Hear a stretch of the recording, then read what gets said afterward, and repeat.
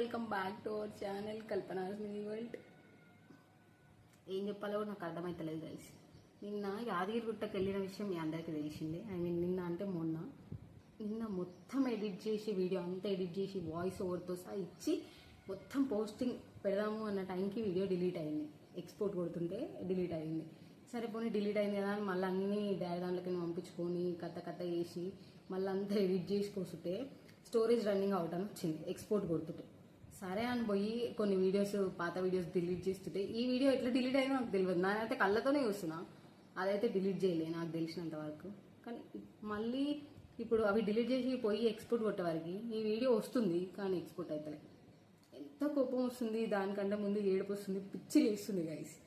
Editing అనుకున్నాను తీసి అస్సలు కాదు, చాలా అంటే చాలా కష్టం గైస్. ఇప్పుడు నేను ఆ వీడియో పెడతానా లేదా నాకు తెలియదు. పొద్దున లేచినప్పటి నుంచి కూర్చున్నా, మొహం కూడా కడుక్కోలే, ఇంకా అది ఎడిటింగ్ చేసుకుంటూనే కూర్చున్నా. కానీ ఇంత గణం చేసినాక కూడా అవుతలేదు. పోనీ ఎక్స్పోర్ట్ కానీ తొందరగా అవుతున్నా అంటే గంటలు టైం తీసుకుంటుంది.